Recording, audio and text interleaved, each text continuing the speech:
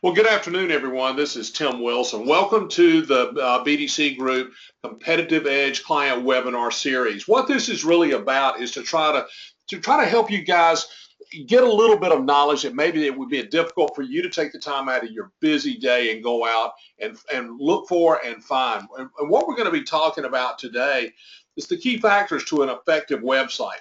This is something that's extremely important to business today with the digital age really upon us and getting stronger on every day. So that's what today's message is going to actually be about. You'll find that digital is again becoming a bigger part, and we'll just have to kind of keep keeping up with it. I mean, if you don't, then you lose that competitive edge.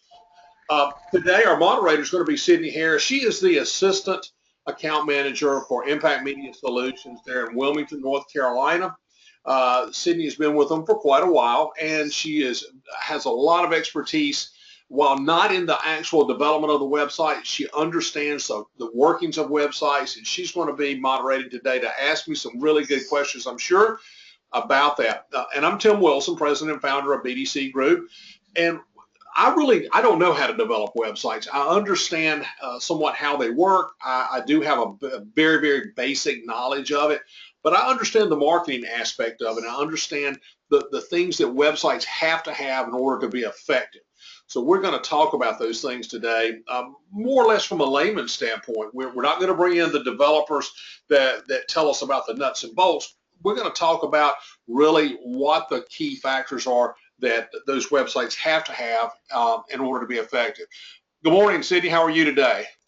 Good morning, Tim. I am doing well. I hope that you are too. I'm really excited to get to talk with you about the makings of an effective website. So why don't we go ahead and get started for everyone. I'll go ahead with my first question for you, Tim. First off, so let's try to define what an effective website really is. Tell me a little bit more about how you would define an effective website.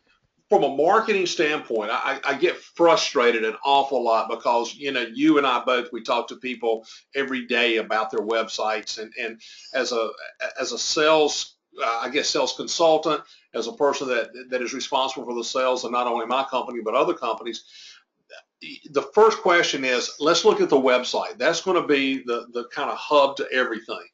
And so many times you talk to clients or talk to people that are business owners, they really they don't understand what effective means. I've got a website, it's got pretty pictures on it. I had somebody call 2 months ago that they said that they saw my website, so therefore it must be effective. That maybe was even true back 10 years ago. That's not true today. There is a real definition to an effective website. It's a website that really does draw people to you. It educates them on what you do. It builds their interest in what you're doing. And it's also got some level of trackability to it. It's not just something that you hope happens, but it's something that really tells your story in the best possible way. And I also believe it really does involve the sales process. A lot of businesses don't understand the sales process. There is a definite sales process out there that you go through to be effective. Otherwise, you're just kind of hit and miss it. But the real definition of an effective website is one that generates interest, one that generates sales, obviously, and one that tells you your story and represents your company in a very positive manner that makes people want to do business with you.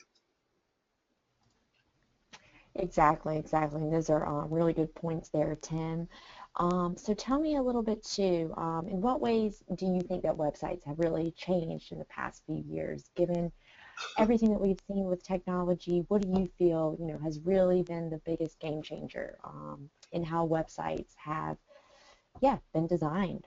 I don't even know that there's one particular game changer out there. I mean, there's so many, and the really funny thing about it is that they change every day. I mean, I know that I've got a website. Obviously, I actually have two, and if you're not changing these things, I looked back at my original BD Concepts website, and it was done very well. It was 4 years ago, and we were very, very pleased with it. We looked at it about 3 months ago, and it was antiquated. I mean, it was really behind the times on a lot of different things. A lot of the reason what's caused the evolution, by the way, is the actual viewer and the end user. Because what happens, they require more. They're looking for more things out there. And also the competitive edge has driven that technology and those things that make up a website, that it has driven that to be even more competitive and more thought-provoking. So the evolution, there's been some certain things that I think have been really good. I think, 10 years ago, we really weren't that much into social media. Now social media is such a key part of websites. That's one thing. I think another thing too is the ability to effectively and easily incorporate social media within the website, as well as things like YouTube and videos. Excuse me, things that are interactive. Um, and I think that really has played a key role. SEO has gotten much stronger and much more sophisticated. Um, so I think that's probably the big thing. On the other side of it, I think I need to mention this. One of the things that I think has set back the evolution of website development is probably, unfortunately, all the do-it-yourself sites out there. Because what it does, it leads people to believe that they can sit down on a Monday night and create their own website. Well, what they do is they've created an electronic picture or a couple of electronic pictures or I guess a book or something like that. I don't know how to best describe it. But at the end of the day, it's not effective. It doesn't really do anything for them. It's great if you want to give it to your brother to come and look at. But as far as working for your business, it probably is not going to do that, because you're probably not going to have the elements involved. It's probably not going to have the layout. Somebody may wander onto it and they see that you have a website. But as far as really, I guess, promoting the sale of your product or service, it's probably not going to be very effective at that. So the DIY stuff, where we've had many things that have worked very well, the DIY options have really taken away from that, and again, fooling people into believing that they have an effective website. So the evolution, yeah, there are lots of things, the widgets, the add-ons, the plugins, and the templates have actually helped out hugely, because now it reduces the cost for a developer to come in and provide a very, very good website without having to do all the coding and things like this, or reduce the coding, to making a really sharp website, an effective website, extremely affordable. And that's probably the biggest evolution, part of the evolution, I would say. Exactly, exactly. And one thing too that I've noticed, just myself, walking around and hanging out with friends, everyone's on their mobile phone, and that has really forced people to look at web design as a moving entity. Their website, it's very important that it's responsive. And 5 years ago, that wasn't something that people had to think about, but nowadays it is so relevant in the design of an effective website, because otherwise you miss out on a huge share of your market. So You're, that is another thing that I you're, have you're, you're noticed with very right, and thank you for bringing that up, because we do email marketing here. We probably send 100,000 emails a month out, a huge amount. mhm, And one of the things that the platform we use now tells us, just in email marketing, is how many people, like you say, are getting that information on a mobile device. 10 years ago, you really didn't have tablets. That didn't even work, and we were pretty much still on flip phones and things of that nature. But now we have those mobile devices, and this platform tells us that now that over 50% of the people are, as you say, are getting that information on that mobile device. And that's even changed for us how we email market out, because where we used to use just a regular email template, now we use a mobile template now to accommodate them. And I know we sent one just the other day. We sent an email out for 2 years every week. Now we're sending it out mobile, and our open rate jumped up, and you're looking at about 70% mobile. And so yeah, it's you do have to have the responsive, or they'll get frustrated and just move away to another site. You're, yeah, very right about that. mhm. All right, so now I know you mentioned social media there, with how you feel like things have changed for websites. Now with social media, it's easy to integrate into your website, but how do you feel, what is the importance of how websites have changed in particular with social media and how, the growing popularity, how your website is able to bank on that? Well, I think first off, one of the things that I find concerning is I talk to folks, usually small businesses, and you talk about websites and they say, well, you know what, I'm not going to build a website. I'm just going to depend on my social media. Not a good decision there. And so that's one of the things where I think things like Facebook conflict a little bit with websites, is because they're using that as the only part of their digital marketing. The problem with that is that they're doing that to cut cost and also to be easier to manage, and it's more up to date. You just don't change a website on a daily basis, or most of us don't. So I think that's one little conflict that you got there. But at the other hand, I think that websites actually feed so much traffic to social media, and you can go to the website, you can click onto the icon, it takes you to the social media, or you will find a lot of times, and this is one of the things I recommend, is you can have the social media, as you know, directly within the site. Like Facebook can be there. You can see the post and see the activity on the social media actually as you're looking at someone's website. There's a number of them out there. I think that is a huge help, a big help, because what you're doing is you're taking all the activity, you're showing that person that's viewing the website that this is an active business. People are talking about it, they're commenting on it, and I think this works out very well. But I think social media and websites can work together if they're done properly. And some people, I don't think, are doing it properly out there, especially when they leave out the website in lieu of social media. That's not going to work very well, because you just can't tell the same story on a social media post about the business, the history of the business, the total scope of what they do. You just can't tell that on a Facebook page or Instagram or Twitter or something like that. It's a good way to communicate, but it's not a good way to show your total profile of your business. Exactly. So now, where do you think that companies go wrong when it comes to website development, and when it comes to developing an effective website? What sort of pitfalls are they encountering? Well, to me there's so many, and I've been victim to some of those in the early years. The smartest thing I ever did is I think I probably represent the best image of that. I know when I first started my business, I went to a friend that he was in the IT business. He tells me how he does websites. No questions asked. I asked the guy to do one. He did it for free. Again, going back to the cost. I mean, everything back then was, and now is, around the cost. And we have to be conscious of cost, but we have to also know, and this sounds kind of redundant, there is a price to cost also. If you look for the cheapest option, you're probably going to get the cheapest solution, and that may not be what you want.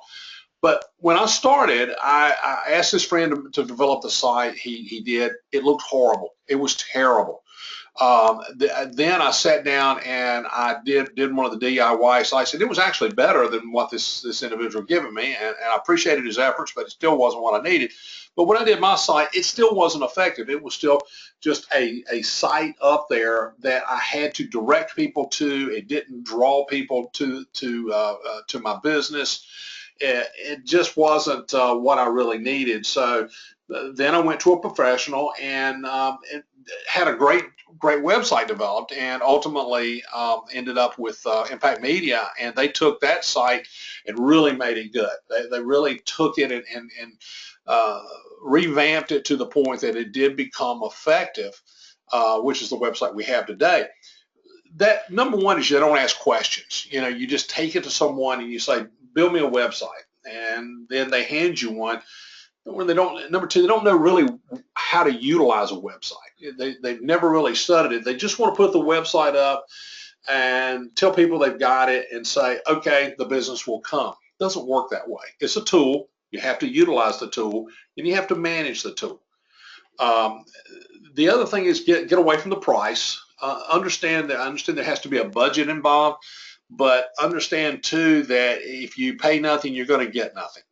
If you pay little, you're going to get little. If you're really depending on a website, get it up there, keep it updated.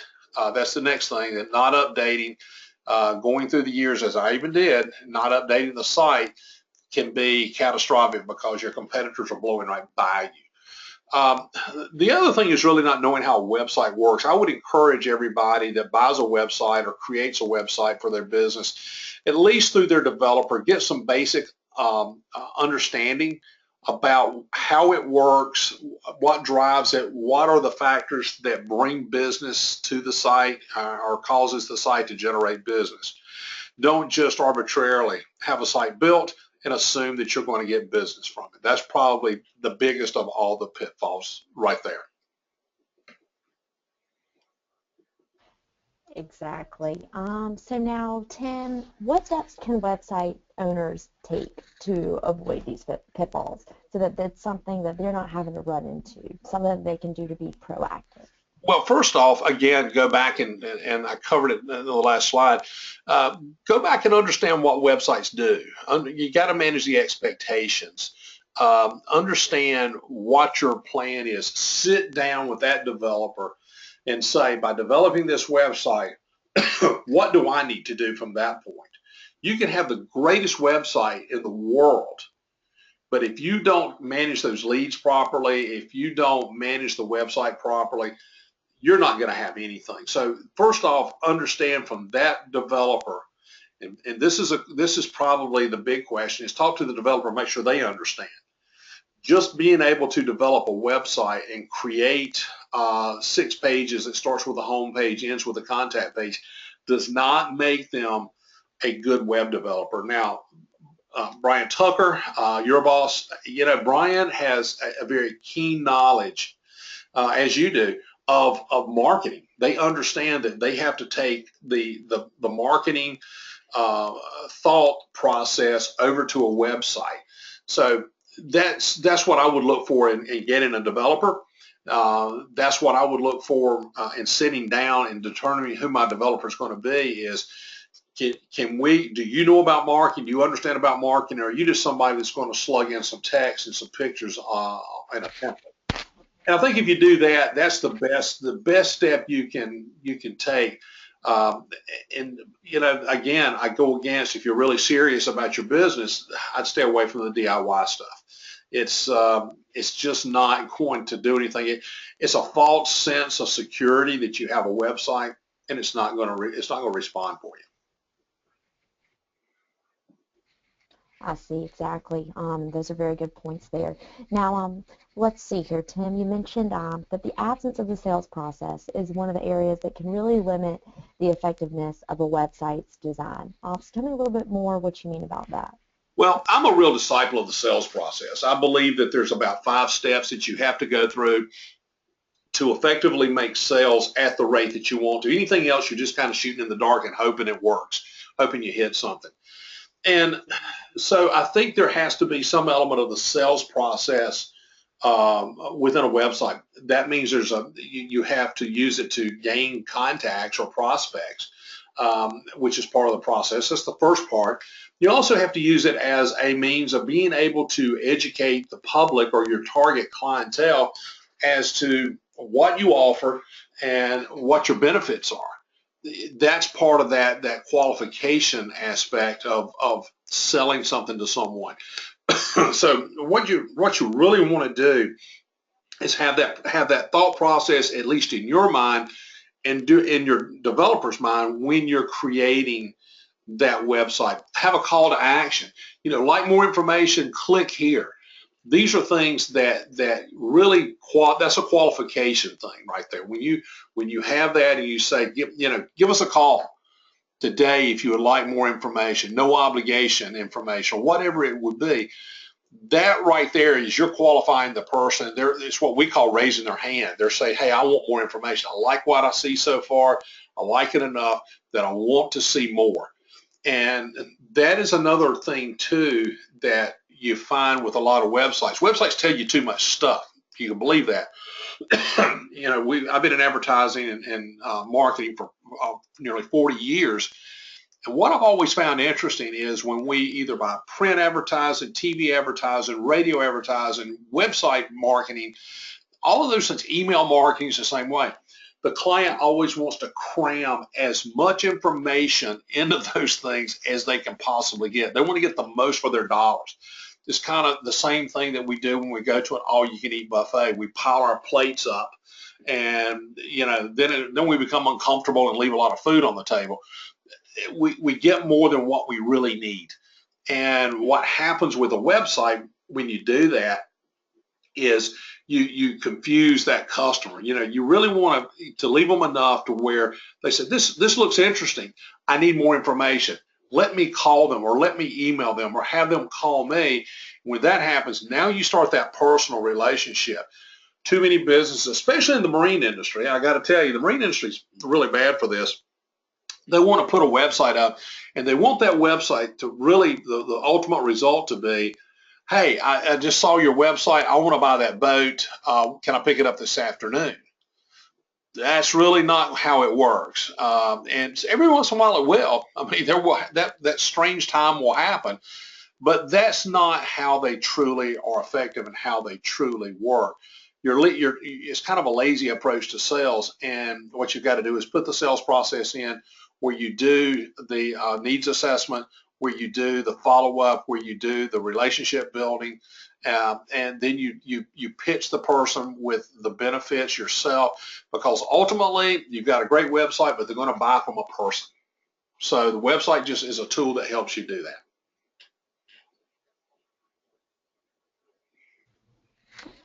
Good points. So now let's see here, Tim, the standpoint of appearance. What can you tell me about the elements of a website's appearance that help make it more effective? Well, we go back to what I just mentioned. I mean, I'll expand on it just a little bit. The websites that have, less is more is less. I want to make a great impression on someone with the way my website looks. I want to show them just enough information to where it piques their interest, and they want to communicate with me somehow, or want me to communicate with them. I'm not really wanting somebody to buy off of what they saw on the website, at least not in my case. I'm not an e-commerce site. Many are not. If you're not an e-commerce site, you can have entirely too much information. I see in the marine industry, boat dealers, and we'll talk even more about this in a moment, I'm sure, but many boat dealers have pricing. They list all their inventory. You know what? I would rather tell them that the best way to do this is to put your lines up, put some samples of your boats up, put a featured boat up. And I want that guy to call me up and say, what else do you have? I saw the featured boat. I like it, but do you have this? Well, now I've got a relationship going with the person. I can capture his contact information and start that process going. The worst thing you can do is just litter your website with all sorts of things, from all of your inventory to all of the lines and logos and things like one really bad thing is, and I talked to a prospective client the other day, they had links over to their manufacturers. It was a boat dealership. They had links over to their manufacturers. The problem with that is they're going to go over to the dealer locator after they look at a boat and get the price, and then they're going to say, find another dealer, and they're going to say, can you beat this price? You're inviting people to go somewhere else. Web appearance is very, very key, and I know in Impact Media you guys do a wonderful job with this. You really do capture the viewers' interests. I know that one dealer that you dealt with, he got away from all of the inventory and all of this. He ultimately saw this is a boat dealer, he ultimately saw a 50% increase in his leads within 30 days because it made people stay on the site longer. It didn't confuse them. It didn't give them too much to process. So website appearance is very key. If you look at the big technology companies out there that are selling high-tech stuff, they don't say a lot on those sites. They come there, they tell you what they do, and they give you a very brief rundown about what they do. And they say, for more information, call us, or for more information, click here. And, that's when people start really getting interested, is when they start talking to someone there. But you better have somebody at the other end of the phone too. I need to caution you with that. But yeah, website appearance is key. Keep it simple. Keep it tasteful. Don't give them too much to have to process. Good point there. So now let's talk about pricing then. Obviously, having an effective website probably cost a ridiculous amount. So let's talk about pricing. And should that be a key part of the website? Well, there's two kinds of pricing. Number one, the pricing that you put about the product or service that you sell on the website. I would not do that. I mean, you can, but to me, that's a conversation that needs to be had with the person one-on-one, by phone, by email. You need, let's capture that contact information of who that prospect is before we give them the price, because now we can't explain that price. If you're selling something for $99, I need the opportunity to explain to them why my product is worth $99. The other thing too is then they're just going to price shop. I mean, a lot of people think, well, yeah, they'll go somewhere else, and I missed them. You probably weren't going to have them anyway. So putting pricing as a key part of a website, not always a good idea. Again, what's the goal? The goal is for you to trigger a response from these people, not an immediate sale. Let's just remember the sales process. If you rush the sale, you're going to lose the sale. And that sales process takes longer today than it did 10 years ago and even 7 or 8 years ago. After the downturn, the consumers slowed that sales process down. So we've got to be a little patient here. Now, pricing on websites themselves, let me touch on that. What, they're affordable, and I'm always kind of amazed. I see people that want to come out with a $1,000 website and they really expect it to work. I don't understand that. Then I see people that want to buy a $15,000 website and it looks like a $2,000 website. I don't get that one either. You can get websites done if you're a relatively medium-sized business and you don't have a lot of the add-ons. Very affordable now. Templates help that. It makes it easier to do. Therefore, the hours involved in developing the website have been greatly reduced, and the cost is reduced. So pricing websites, yeah, I mean, I'm concerned about both ends of it. I see the cheap one. I'm obviously very concerned about a cheap website and how effective it would be. And then when I see some of them that are on the other end of the spectrum, I get a little concerned with that, because I think that's more of a, if we give you a big price, then that makes you'll believe that we're better. Not necessarily. You and I see those all the time. You scratch your head. Sydney, you and I have talked about it, where we scratch our head saying, why would they pay this for a website, for this website? Mm-hmm. So, but yeah, but you definitely, and again, do your study around, look around multiple areas, get options. The good thing, again, I've worked with Brian several times on multiple website deals. We send all our clients to him. The good thing about Brian is he and yourself, you're able to explain what they need and the cost associated with it.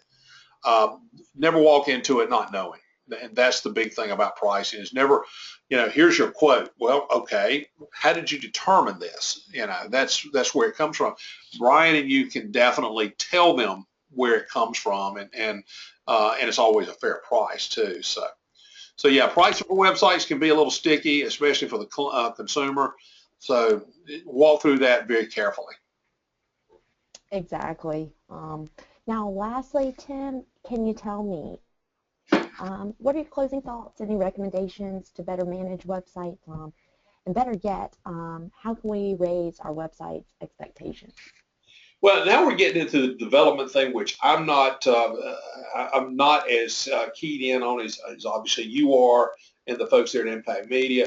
But one of the things I'll say is SEO. SEO's got to play a key role today. It's one of those things that you have to depend on. SEO, the first largest is going to be Google. The second largest now is YouTube.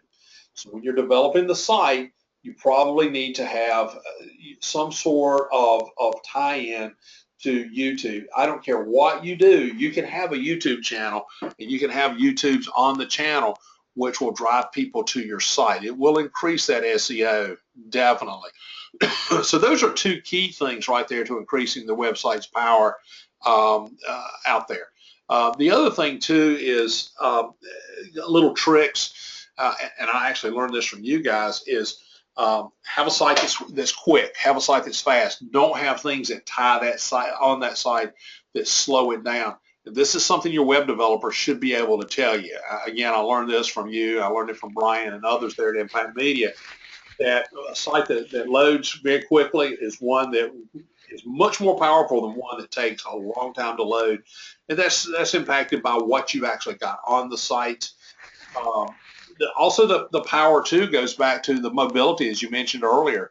The mobility is going to be key, and is it attractive in the mobile state when it comes across? So I don't know that it's that hard to decide what to do. It is hard sometimes to do the SEO, which definitely a professional has to do that.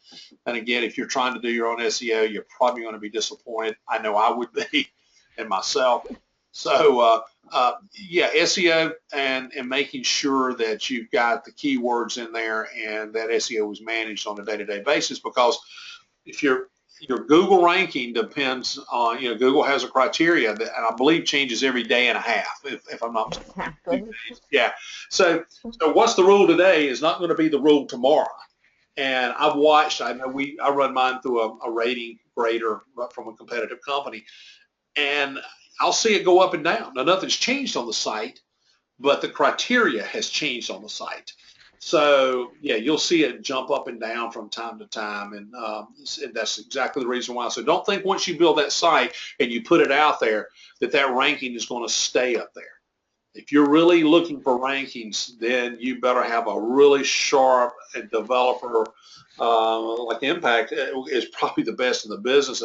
I know in our region to manage that for you and do that for you. So yeah, that's where I would start. Exactly. That's a good point too, because it's really going to take a comprehensive approach to help you maintain your website stability. You want to have a website that is flexible and able to accommodate change. So anytime, yeah, Google is updating something, it's important that you have a website that is well-rounded so that you don't see a whole lot of fluctuation in your ranking whenever they release a certain update. So it's important to have a website that is able to scale and also gain visibility. So that's a good point to hit on there, Tim. So yeah, after or during the whole development process, I think it's very important to consider what your user wants, not what you think they want, but what do they want, and really getting a good understanding of that. The good thing is too that we have a lot of capabilities to help you understand your user's behavior, and that is through a lot of analytics, because an effective website is going to provide you feedback, and an effective web developer and internet marketer is going to be able to explain to you in detail what's going on your site and how that user behavior is giving you insight to what improvements you can make going forward. Yeah, So yeah, Tim, the guy that makes the website, in his builds a website in his spare bedroom, for a reduced amount of money, where he learned it at the local community college after one semester. He's probably not going to have what it takes to really do that. And he's going to get you something that has the appearance of a website, but he's probably not going to get you all the other things, because I got to tell you, I've learned a tremendous amount, because I do talk to clients about websites, and I do communicate back with Impact Media, as you know, a couple times a week on websites and effectiveness and things like this. And one of the things I've learned with this is there are so many things within that website and how that website is built that actually responds well to the Google Analytics, the Google criteria, and the others. And if you don't know what those are, you're probably going to, again, you've just got some pretty pictures up there, and it's just simply not going to work for you the way you need it work. And also the other thing too that I didn't mention earlier, you got to have a website that's ease of use. I know I manage a lot of mine, and I run into if it were any more difficult than it is, I probably couldn't manage it. But I've learned well from Nicole there and Impact Media as far as how to manage it. You do want that so you can keep your website updated. You can't get that if you have one of the DIYs, because what you're doing is that's a really cramped template that has a lot of limitations, and those limitations and what they're able to do has no relevance with the Google at all. I mean, they do not help you with that Google contact and Google communications that will drive your popularity and your rankings one bit. So yeah, there's a lot of little things with it, meta tags and stuff like this, been around for years, that have impact that most people don't know about. So they don't tell you this when you're looking to develop a site. When you call one of these companies, they don't let you know this stuff. And I'll tell you, I'll share this with you. That's kind of funny. This is the same concept with these DIY sites. I know I'm kind of picking on these guys today, but these DIY sites are very much like the home builders like Home Depot and Lowe's. You know, years ago, these guys, Lowe's and Home Depot, sold solely to commercial guys, or predominantly to them, and now they sell to homeowners. Well, there's a trick, and I do know this. I've talked to some of their management. A person walks in and they're going to put down hardwood floors, and they can, yeah, you can do it yourself. Guess what? No, you can't. You end up calling them back.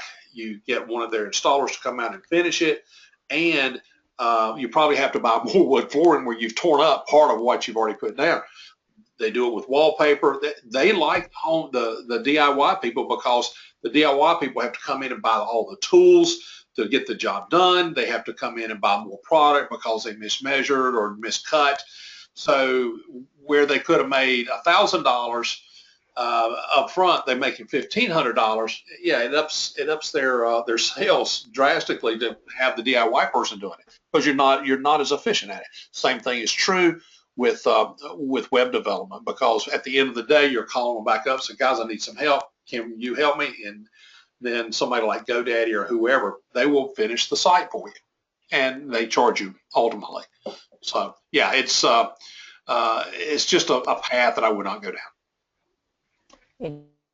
Exactly. So yeah, we are more than happy, as you know, Brian and I are more than happy to speak to anybody who may be curious about the entire process of developing an effective website. And I know that you also are a great resource to talk to as well. So yeah, just know that both of us are here for whoever has any questions at all. And just know that if you have an effective website, it will perform. You will see results. You will see a return on your investment. Wouldn't you agree with that, Tim? Totally. I mean, it's probably, if there's anything out there that is about the investment, it's going to be a website. You know, don't be fooled. Just don't be fooled by thinking that you can do it yourself, because it's again, I've been down the road and I was disappointed, and it was frustrating. And what you want is basically the best scenario is get a good developer like Impact, get a good developer to walk you through it, to tell them what your goals are and what your expectations are. They can tell you what it's going to take to get there. And then once it's done, a lot of that management aspect from the SEO, let them do it, because it's another investment. But you know, investments don't cost; they make money. You know, stop looking at things as an expense, because you're actually counting on this website to be a revenue source. So the better the website, the better the revenue source, and they definitely pay for themselves if done correctly. But Cindy, thank you for your time today. I really appreciate it. Yes, no problem, Tim. I always enjoy getting to chat with you and hear a lot of the insight. I always learn something from you, and I'm sure a lot of people learn something from you as well, or at least that's what I hope. So yes, it was great chatting with you. I appreciate it. I look forward to the next time. Great. And if any of you out there, if you thank you for today, we had a pretty good crowd, so we had to have it muted. And but if you need some more information, no obligations always, or have your website evaluated, we will be more than happy to do it. What I do is I pass it on to the guys over at Impact, and they're really, really good about telling you where things could improve. You know, again, no obligation with that. Give me a call at 910-231-7313. And again, it's Tim Wilson at BDC Group, and we would love to work with you. You guys have a great day.